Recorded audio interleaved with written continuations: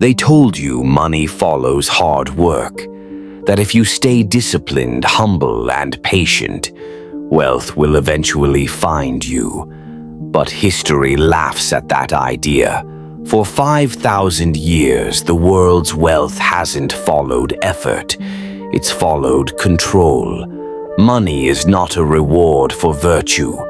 It's the language of power, spoken fluently by those who understand human weakness. 1. The illusion of money. Money is not gold, not paper, not numbers in your banking app. It is trust, concentrated and tradable. It began as grain, then silver, then signatures, then code. But its essence never changed. It's a story the masses agree to believe. The poor work for money. The rich work with money. The powerful make everyone else believe in theirs. That is the first truth. Money is theater, and most of the audience never realizes they're in a play. 2. The ancient origins of control. In ancient temples, priests issued clay tokens as proof of grain stored safely. People traded those tokens and soon forgot the grain. Faith replaced substance. Kings learned fast. They stamped faces on coins, turning their image into value itself.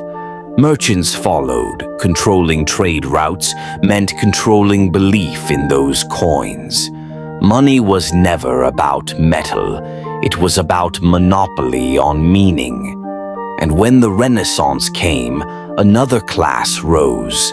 The bankers, those quiet architects who learned to create wealth from signatures, not swords. Machiavelli watched this shift and understood. Power lives wherever perception is stable.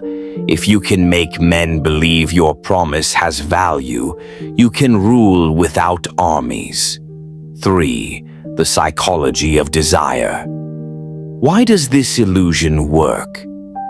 Because humans are emotional herd animals.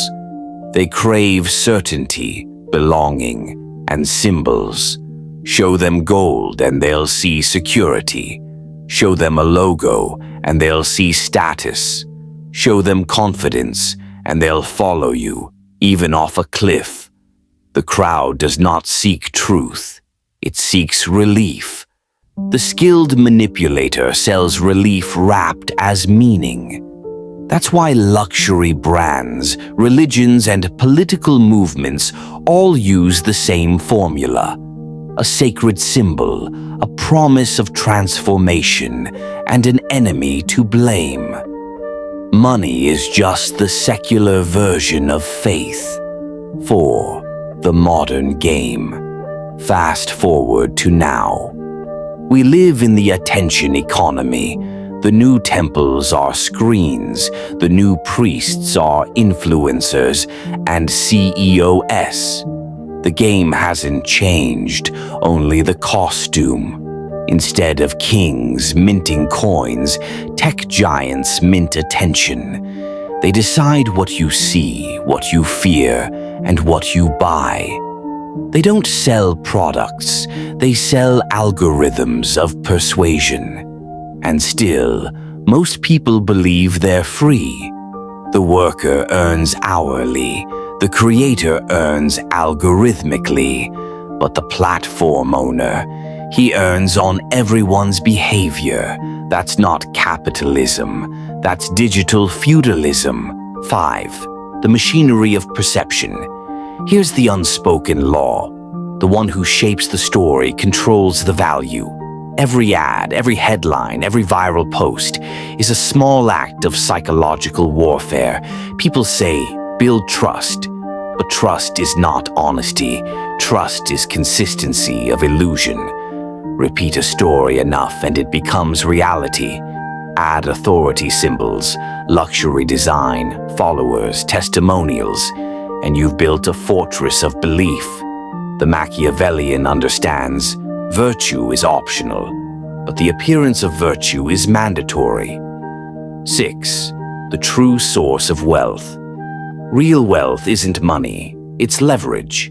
Leverage of people, systems, and perception. A man with 10 workers multiplies time. A man with 10,000 followers multiplies belief. A man with capital multiplies reach. But the most dangerous leverage of all is narrative leverage. If you can define what's valuable, you don't need to compete. You simply declare victory and let others obey the story. That's what nations, brands, and billionaires do every day. They don't chase markets, they create them. 7. The real rules of power. Rule 1. Control dependency. Make others need you more than you need them. Rule 2. Stay useful to stronger powers until you can replace them.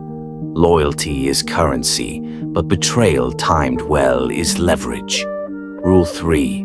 Never let people see how the system works. Mystery maintains authority. Transparency breeds revolt. Rule 4. When forced to choose between being loved and being respected, choose respect.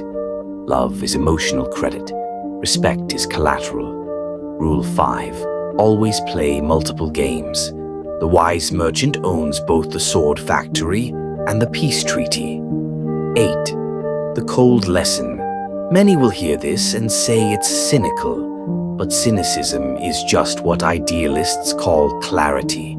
Machiavelli never worshipped cruelty. He studied consequence. He saw that power rewards those who understand human weakness and punishes those who deny it.